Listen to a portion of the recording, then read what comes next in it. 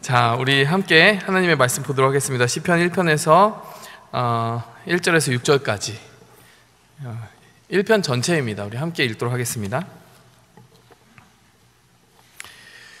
네, 복 있는 사람은 악인들의 여러분 주보를 보지 마시고요, 그 화면을 보시는 게 좋을 것 같아요. 왜냐하면 개역개정 버전으로 제가 다시 준비했습니다.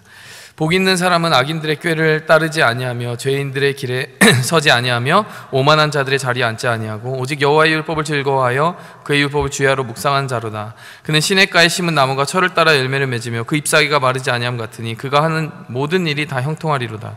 악인들은 그렇지 아니함이며 오직 바람에 나는 겨와 같도다. 그러므로 악인들은 심판을 견디지 못하며 죄인들이 의인들의 모임에 들지 못하리로다. 무릇 의인들의 길은 여호와께서 인정하시나 악인들의 길은 망하리로다. 아멘. 여러분, 이 시편 1편의 말씀은 시편 23편과 더불어 많은 사람들이 암송하고 또 사랑하는 그런 시편이기도 합니다. 저도 이 시편 1편을 굉장히 좋아해요. 시편 1편을 좋아하는 이유가 있습니다. 왜 좋아할까요, 여러분? 오늘 읽어보시면서 여러분의 마음속에 혹시 파고드는 이거다라고 하는 부분이 있으세요? 시편 1편을 좋아하는 이유는요, 이거예요. 복의 정의가 무엇인지 알려주는 본문 말씀이기 때문입니다. 여러분, 성경은 축복에 대해서 이런저런 말씀들을 많이 가지고 있어요. 야베스의 기도라고 들어보셨어요? 역대상 이제 4장 9절에서 10절 말씀을 가지고 야베스가 기도했던 그것이 어떻게 그의 삶 속에 축복으로 이루어졌는지 그것을 가지고 책이 나왔는데 그 책이 참 잘 됐어요. 왜냐하면 너무나도 소중한 하나님의 축복들이 일목요연하게 잘 정리가 되어 있었거든요. 근데 저는 그 말씀보다도 오늘 이 본문 말씀 더 좋아합니다. 왜냐하면요, 축복에 관하여 하는 말씀들은 많이 있어요. 그런데 오늘 이 본문 말씀은 정말 축복이 무엇이냐라고 하는 정의 그 자체, definition 그 자체, what it is, 그거 자체를 그냥 가리키고 있다라니까요. 여러분, 이것과 짝을 이루는, 구약에선 시편 1편을 꼽을 수 있다면 신약에서는 어떤 말씀을 꼽을 수 있는지 아세요, 여러분? 이것도 여러분이 마음속에 꼭 새기고 내 마음속에 저장하고 가셨으면 좋겠어요. 마태복음 5장입니다. 팔복 아시죠? 복 있는 사람은 복 있는 사람이 아니죠. 마음이 가난한 자는 복이 있나니, 애통하는 자는 복이 있나니, 가난한 자는 긍휼히 여기는 자는 복이 있나니. 여러분 기억하시죠? 그 복이 무엇인지에 대해서 복의 컨텐츠와 데피니션을 그대로 담고 있는 그 말씀들이 바로 이런 말씀들입니다. 여러분, 우리가 새로운 셀을 시작하기 전에 신앙인이 누려야 되는 복이 무엇인가라고 하는 것을 한번 짚어보고 가야 되겠다는 생각이 들었고요, 그런 마음을 주셨고 그것을 짚어보는 데 있어서 오늘 본문 말씀보다 좋은 말씀은 없다라는 생각이 듭니다. 여러분, 본격적으로 우리가 하나님이 보시는 복을 시편 1편을 통해서 살펴보기 전에 우리가 생각하는 복을 먼저 한번 생각해 볼까요? 우리가 생각하는 복은 이제 보통 어떠한 패턴을 가지고 있느냐, 내용을 가지고 있느냐, 어떻게 생각하세요? 여러분 마음속에 한번 생각해 보시기 바랍니다. 우리가 생각하는 복은요, 이건 뭐 저의 주관적인 그 정의일지도 모르겠지만 모두가 그런 것은 아닐 수도 있지만 대체적으로 외적인 가치, 그리고 우리가 소유할 수 있을 만한 것을 대상으로 삼는 경우가 많은 것 같아요. 그러니까 나의 내면의 어떤 변화를 일으키거나 내 내면에 속한 어떤 것이라기보다는 내 내면의 바깥쪽에 있는 것이죠. 내가 가질 수 있는 것, 내가 타고 다닐 수 있는 것, 내가 사는 곳, 집, 자동차, 물건, 관계, 인맥 등등 바깥에 있는 것들입니다. 승진, 취업,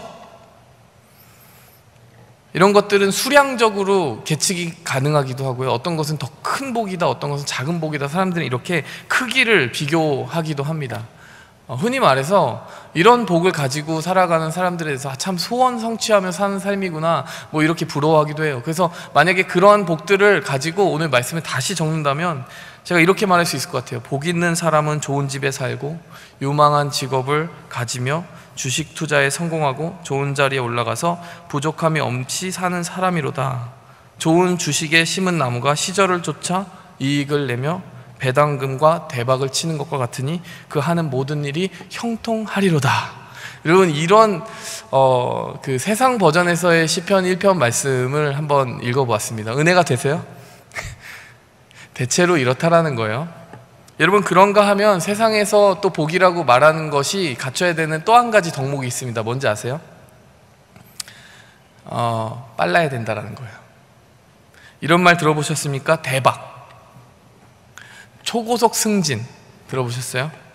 청년 사장 들어보셨어요? 이 말씀이래요. 이게 말씀은 아니죠? 이 은혜를 너무 받는 것 같은데, 이 구절들이 우리에게 탁탁 와서 꽂힌 이유가 뭐예요? 대박이 뭡니까 여러분?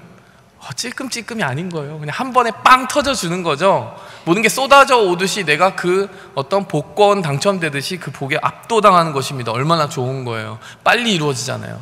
초고속 승진 얼마나 좋습니까? 젊은 나이에 쭉쭉쭉 올라가고. 여러분 청년 사장 얼마나 좋습니까? 부러워하잖아요. 여러분 우리가 기다리는 것이 참 어려워요.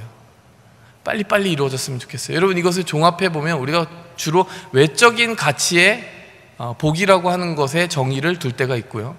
또 그 외적인 것이 가급적이면 빨리 이루어졌으면 좋겠다, 그 소원이 빨리 이루어졌으면 좋겠다라고 생각하는 것이 우리가 생각하는 이 세속적인 복의 중요한 두 가지 요소인 것 같아요. 여러분 이것을 먼저 이야기하고 시작하는 것은요, 바로 오늘 시편 1편 말씀에서 우리가 이 두 가지가 어떻게 다르게 뒤집히느냐를 보고 싶은 거예요. 첫 번째, 성경에서는요 진정한 축복이 내면적인 존재가 변화되는 축복이라고 이야기합니다. 우리는 보통 외적인 가치, 내 바깥에 있는 무엇, 내 손으로 붙잡을 수 있는 소유를 가지고 그것을 가치 삼는다면, 하나님께서는 내 내면에 이루어질 수밖에 없는 것이 하나님이 유일하게 카운트하시는 가치라고 이야기하신다라는 거예요. 오늘 한번 시편 1편 말씀에 쭉 다시 한번 그 구절들을 생각해 보세요. 어떤 구절이 있습니까? 복 있는 사람은 악인들의 꾀를 쫓지 않고 죄인의 길에 서지 아니하고 오만한 자의 자리에 앉지 아니하고 주야로 하나님의 말씀을 묵상하여 그 시냇가에 심은 나무가 뿌리를 박은 것 같이 거기에 머물러 있는 사람이다. 그 의인의 길을 행하는 사람이 복되다. 여러분 이 말씀들의 특징이 한 가지로 요약한다면 무엇입니까? 외적인 소유에 대해서 이야기하고 있는 게 아니라는 거예요. 무엇에 대해 이야기하고 있습니까? Who you are. 네가 누구냐? 무슨 생각과 꾀를 가지고 살고, 어떤 길을 가지고 어떻게 선택하며 살고, 어떤 자리에 앉아서 어떠한 애티튜드를 가지고, 어떠한 태도를 가지고 삶을 바라보느냐, 순전히 내면적인 것만 이야기하고 있다는 거예요. 여러분 우리가 기대하는, 제가 아까 읊어드린 그 세속적인 시편 1편이 아니라 하나님의 말씀으로 우리를 바라본다면, 하나님은 우리의 내면이 어떠한 존재로 구성되어 있느냐, 내 내면의 원소를 살펴보기 원하신다라는 거예요. 물론 여러분 오늘 본문 말씀 볼 때 이 말씀을 반박하고자 하는 생각이 들 수도 있어요. 어떤 부분에서 모든 일이 형통하리로다. 목사님 그건 좀 외적인 것 같은데요, 하나님이 내면적인 것만 얘기하는 거 아니잖아요. 외적인 것도 얘기하고 형통도 얘기하는 것 같아요. 그것도 복 주시는 거 아닌가요?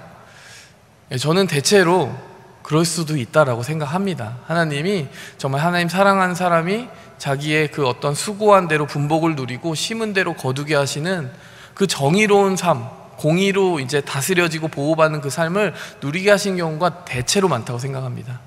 여러분 그런데 꼭 그렇지 않다라고도 생각을 해요.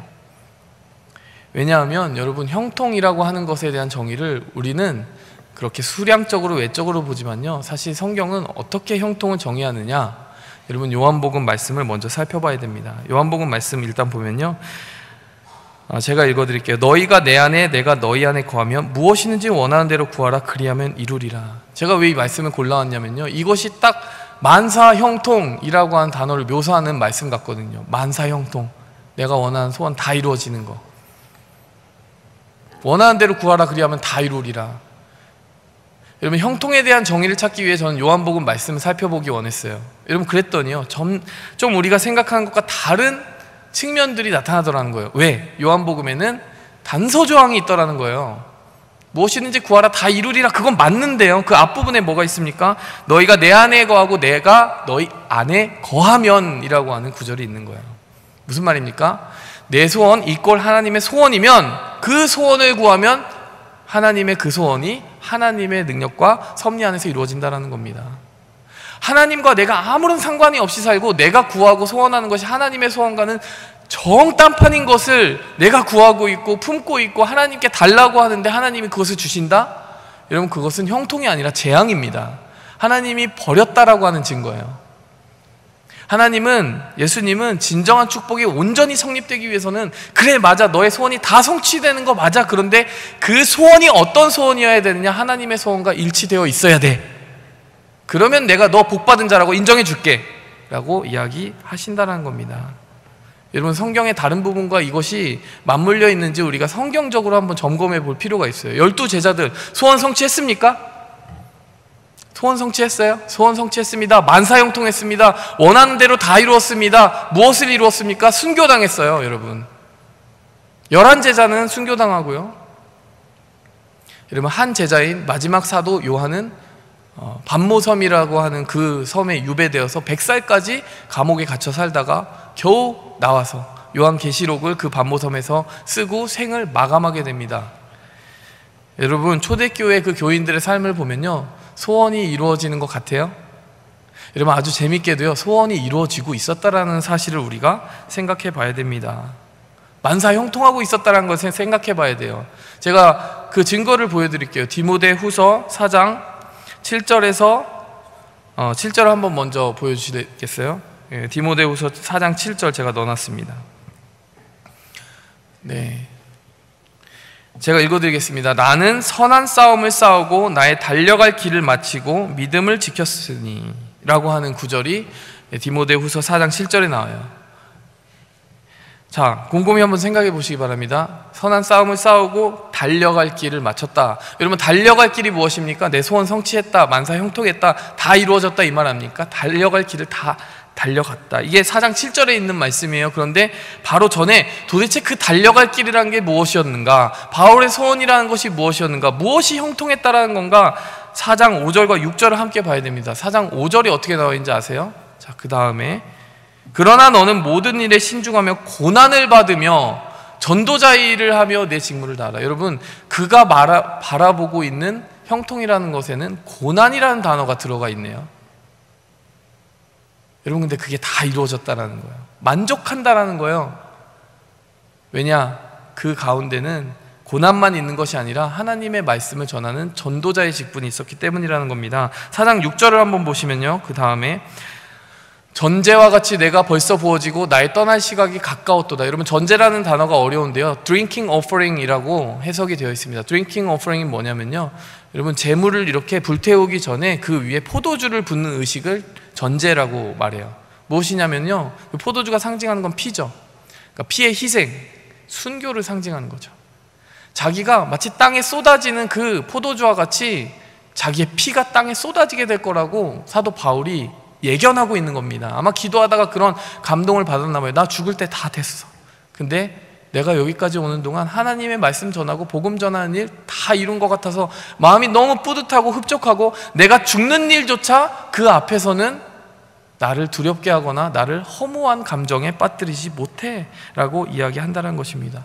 여러분, 그 쏟아지는 이미지를 생각해 보세요. 어떤 단어가 떠오르십니까? wasted, wasted, 낭비됐다 생각 드지 않으세요? 그 정말 여러분, 꽃다운 나이, 많은 재능, 이런 것들을 가지고 있는 숱한 그리스도인들이요, wasted, 마치 허무하게 낭비되는 것처럼 땅바닥에 자기 피를 쏟고 죽는 것이 그리스도교의 역사였습니다. 사도 바울도 그것을 이야기하고 있는 거예요. 그런데 사도 바울은 그것이 wasted 됐다고 하지 않습니다. 내가 재물과 같이 드려졌으니 이제 이 재물을 통하여 얼마나 많은 사람들이 구원을 받겠느냐. 내가 하나님의 복음을 전하기 위해서 내 목숨과 생명을 아끼지 않았는데 이것을 통해서 얼마나 많은 사람들이 하나님의 나라에 돌아오게 될지 너무 excited, 너무 좋다라고 이야기하는 겁니다. 여러분, 그게 바울의 소원이었다는 것이 더 분명하게 드러나는 것은 사도행전 20장에 있어요. 20장 한번 보여주시겠습니까? 오직 성령이 각성해서 내게 증언하여 결박과 환난이 나를 기다린다 하시나. 24절 말씀, 내가 달려갈 길과 주 예수께 받은 사명 곧 하나님의 은혜의 복음을 증언하는 일을 마치려 하면은 나의 생명조차 조금도 귀한 것으로 여기지 아니하노라. 여러분, 여기서도 소원 성취가 나옵니다. 여러분, 소원 성취가 뭡니까? 예수께 받은 그 사명이 다 이루어지는 게 소원이래요. 근데 그 소원이 이루어지다 보면 각 성에서 결박을 받을 거고 환난을 당할 거고 심지어 나의 생명이 죽임을 당하게 될 것인데 그거 전혀 아깝지 않다라고 이야기하는 것입니다. 여러분, 사도 바울은 소원을 성취했습니까? 소원 성취했습니다. 목배임을 당해서 죽었기 때문이죠. 여러분, 다른 제자들은 소원 성취했습니까? 복음만을 위해 살다 죽었으니 소원 성취한 것입니다. 여러분, 우리가 충격받아야 되는 부분이 무엇입니까? 소원이 다 이루어졌다라는 그것이 아니라 그 소원이 우리의 소원과 조금 다르다라는 것에 충격을 받아야 된다는 것입니다. 여러분, 나는 축복받은 사람이야, 나는 소원 다 성취하고 살아가는 사람이야, 만사형통한 사람이야, 여러분 그것을 자랑할 수 있습니다. 그러나 하나님의 백성들이 자랑할 때는 조금 다르게 자랑해야 됩니다. 그런데 그 소원이라는 건 말이지 하나님의 나라의 복음이 전해지는 것이야. 여러분, 그 소원 가지고 살아가는 게 여러분 축복을 완성하는 것입니다. 축복의 가장 큰 본질적인 차이는 소원 성취 그 자체가 아니라요, 소원의 컨텐츠, 그 소원이란 게 도대체 뭐냐? 남다른 소원을 품는 것, 남다른 소원을 품을 수 있고 구할 수 있는 남다른 내면의 가치를 가지는 것, 여러분 그것이 축복받은 사람의 특징이라는 것입니다. 여러분, 저도요 예수님 믿고 나니까 조금 다른 소원을 가지게 되더라고요. 제가 목회자의 길을 결심하게 해주었던 한 분이 있습니다. 제가 예수전도단이라고 하는 한 선교단체에 들어가서 초반에 신앙생활에 많은 도움을 받았는데 거기 김희중 간사님이라는 분이 계셨어요.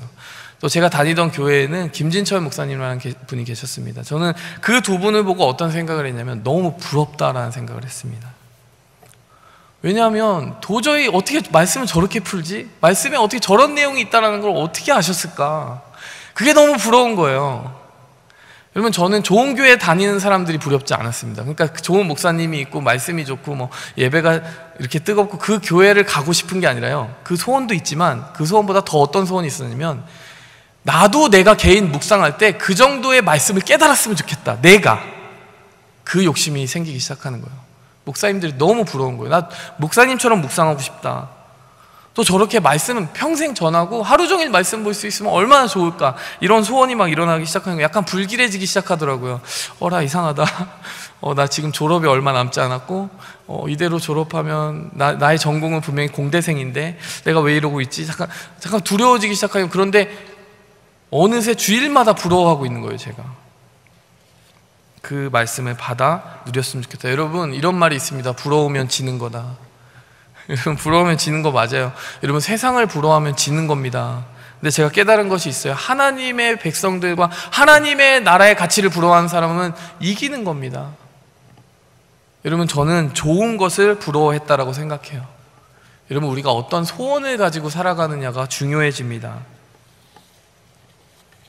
여러분, 다윗이라고 다른 이야기를 오늘 시편 말씀에서 하고 있는 것이 아닙니다. 시냇가에 심겨라라고 얘기합니다. 무슨 말이에요? 시냇가라는 것은 말씀을 상징한다고 오늘 말씀은 나와 있어요. 주야로 율법을 묵상하는 것이 시냇가에 있는 것과 같다라고 했으니까 말씀을 빨아 올리라는 거예요. 그 물이, 시냇가가 바로 말씀이라는 겁니다.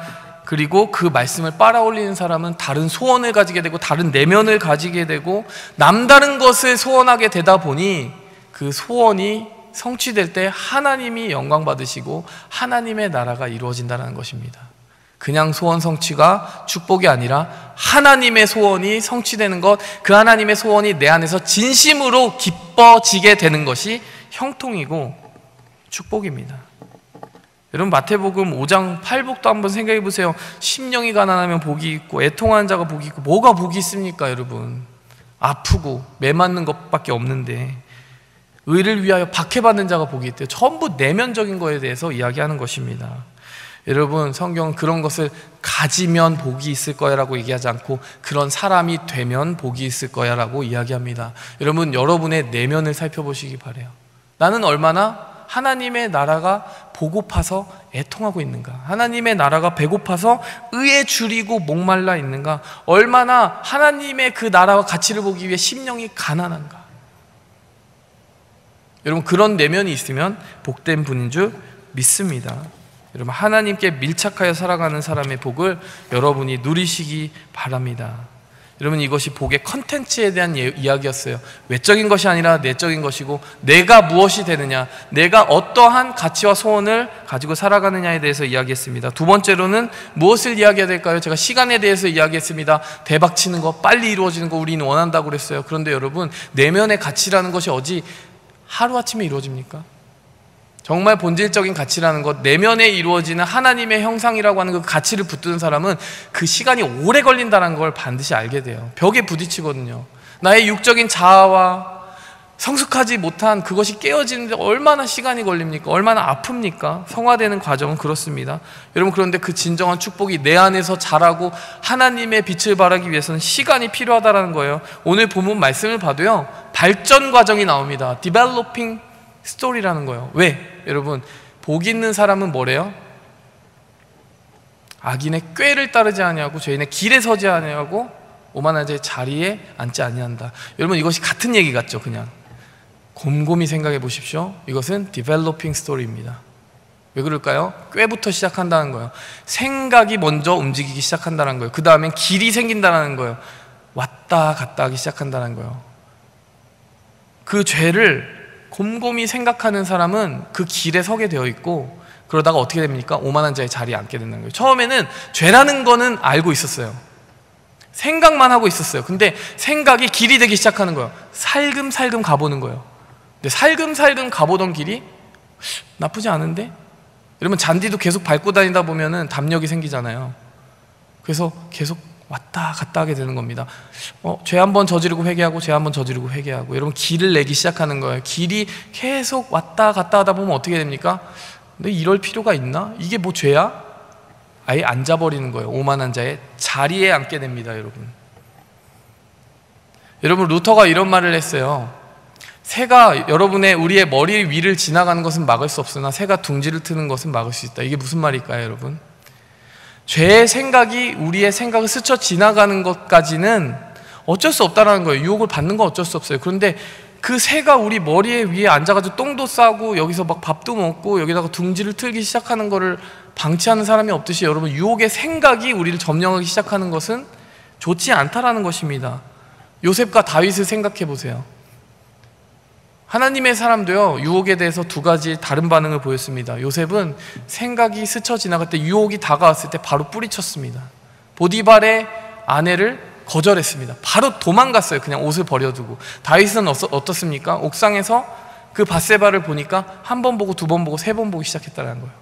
여러분, 유혹에 강한 사람은 어떤 사람일까요? 유혹에 대해서 나를 훈련하기 위해서 야한 동영상을 틀어놓고 나는 이것이 담담해질 때까지 볼래. 여러분, 그것이 유혹에 대해서 우리를 훈련하는 방법일까요? 유혹에 강한 사람은 그런 유혹을 눈앞에 두고 계속 담담해질 때까지 훈련하는 걸까요? 그렇지 않습니다. 유혹은 견디는 게 아니라 피하는 것이에요. 생각이 여기에 머물고 뿌리를 내리지 않도록 바로 도망가 버리는 것입니다. 여러분, 생각을 지키는 것이라는 것은 다윗이 아닌 요셉의 길을 택하는 것일 거예요. 여러분, 그런가 하면 길은 무엇입니까? 생각을 받아들인 사람은 조금씩 가보게 되어 있어요. 처음에는 아닌 것 같은데 긴가민가 하면서 점점 가보게 되어 있다는 거예요. 여러분, 그런 습관, 너무나 쉽게 죄를 저지르고 너무나 쉽게 회개하는 그런 습관적인 사이클이 여러분의 삶에 나타나기 시작한다면 경고등을 들으시기 바랍니다. 여러분이 마지막 단계에서 멀지 않았다는 거예요. 마지막 무엇입니까? 눌러 앉는 것이에요. 여러분, 요즘 사회는 많이 눌러 앉았어요. 어떤 부분에 눌러 앉습니까? 동성애가 왜 죄니? 이제 죄의 정의 자체에 대해서 이런가 아닌가라고 토의할 생각도 없어요. 그것을 반대하는 것은 문명인이 아니야. 여러분, 아예 다른 정의를 가지고 하나님의 말씀을 정면 공격하기 시작했습니다. 오만한 자의 자리에 앉았다라는 거예요. 하나님의 판단을 기다리지 않고 내 판단 안에 눌러 앉았다라는 것입니다. 여러분, 이런 것이 바로 발전 단계입니다. 악한 길의 발전 단계입니다. 그런데 오늘의 주제로 다시 돌아와서요, 축복의 발전 단계는 무엇이겠습니까? 여기에 내용이 다르면 되는 거예요. 여러분, 1장 2절을 보니까 아까 생각을 말했잖아요. 꾀가 아니라 이제 묵상하라는 거예요. 1장 2절에 보니까 여호와의 율법을 즐거워하고 주야로 묵상하라. 여러분, 그런가 하면요, 1장 6절에 보니까 의인들의 길이 나옵니다. 다른 길을 택하여 가라. 여러분, 그러다 보면 자리가 있다라는 것입니다. 자리가 어디입니까? 시냇가에 심기우라는 것입니다. 거기가 네 자리야. 생각을 지키고 길을 지키고 자리를 지키라는 것입니다. 여러분, 길을 지키는 게 때로 쉽지 않아요. 여러분, 저도 상당히 어려웠던 것 같아요. 처음에 이제 사역을 하면서 캠퍼스 사역할 때 여러분, 길 내는 게 참 힘들었어요. UGA까지 막 긴 거리 가야 되고요. 거긴 장거리여서 힘들었지만 조지아텍은요, 제가 운전을 잘 못하니까 처음에 이제 시내 운전이 익숙하지 않아가지고 차선도 좁게 느껴지고 그게 힘들었던 것 같아요. 그런데 계속 길을 내니까 점점 편하더라고요. 이제 크루즈 걸어놓고 막 가는 거예요. 제가 운전하는지도 잘 모르겠어요. 그대로 하늘나라 갈 수 있겠다는 생각이 드는데 조심해야 되겠죠. 여러분 기도해 주시기 바랍니다. 여러분 중보기도 모임에 길 내는 것도 어려워요. 여러분 제가 솔직히 말하면 제가 저라고 중보기도 모임 편하겠습니까? 여러분 2시간 3시간 기도하는 거 굉장히 힘들었어요. 근데 갈 때마다 은혜 주시잖아요. 그러니까 그 길이 점점 선명해지더라니까요. 뭐 그것뿐이겠습니까? 새벽기도 우리의 모든 신앙생활이 그럴 거예요. 여러분 우리가 점점 그 길을 선명하게 하고요, 자리를 제대로 만든다면 여러분 우리에게 그 한 가지 마지막 축복이 다가오는데요, 자리가 제대로 정해지게 됩니다. 시편 84편 10절에 보니까 다윗이 이렇게 말해요. 내가 내 하나님 성전 문지기로 있는 게 좋습니다. 악인의 장막에 사는 것보다 내 하나님 성전에 문지기로 있는 것이 좋습니다. 나 하나님 성전에 머물게 해주세요. 얼마나 아름다운 고백입니까? 말씀을 마지막으로 적용하고 가겠습니다. 여러분 우리 리더들 너무나 귀해요. 왜 귀합니까? 생각이 다른 것 같아요. 묵상하는 깊이가 다른 것 같아요. 여러분 길이 다른 것 같습니다. 여러분 토요일마다 나오고, 여러분 중보기도 모임 나오고, 금요일 예배 나오고, 여러분 그게 쉬운 것이겠어요? 길이 달라요. 여러분 그러다가 자리가 생깁니다. 그 사람만 보면 아 저기 하나님의 임재가 있고, 저 사람한테 가면 하나님의 지혜가 있어. 여러분 그 사람이 자리가 된 거예요. 여러분 그 우리의 리더들을 축복해 주는 기도를 했으면 좋겠어요. 그런가 하면 두 번째로 우리 자신을 위해서 적용했으면 좋겠습니다. 저는 하나님께서 우리 청년들 한 사람 한 사람 볼 때 여러분 그 생각과 길과 자리를 점검하신다고 생각해요. 한 텀이 시작할 때는 자리에 보이는 사람이 있어요. 그런데 어느새 길이 뜨문뜨문 위태위태하다가 자리가 없어지는 분들이 있습니다. 무엇이겠습니까? 여러분 우리가 그 축복된 변화의 시기를 충분히 내 안에 받아들이고 인내하지 않았다라는 겁니다. 여러분 말씀을 이렇게 정리했으면 좋겠어요. 여러분 우리가 진정한 축복이라고 하는 것은 여러분 내면의 변화입니다. 그 내면의 변화라고 하는 것은 한순간에 이루어지지 않습니다. 여러분 생각을 지켜야 되고 길을 지켜야 되고, 그 길이 자리가 되기까지, 하나님이 기뻐하시는 그곳에 뿌리 내릴 때까지 우리가 인내해야 됩니다. 우리가 이 은혜를 붙들고 나아가는 한 주 그리고 한 텀을 보낼 수 있기를 축복합니다. 우리 함께 기도하겠습니다. 하나님 아버지 감사합니다. 오늘도 우리의 삶을 주님이 축복이라 정의하는 그곳에 심게 해주셔서 감사합니다. 말씀이 있는 곳, 그리고 그 말씀을 적용하는 실천의 삶이 있는 곳, 그래서 하나님이 왕 되시도록 그 자리를 내어드리는 그 신앙인의 삶이 어떠한 것인지 우리가 듣게 해주시니 감사합니다. 이러한 축복으로 우리의 한 텀을, 그리고 우리의 인생을 붙잡아 주시옵소서. 예수님의 이름으로 기도하였습니다. 아멘.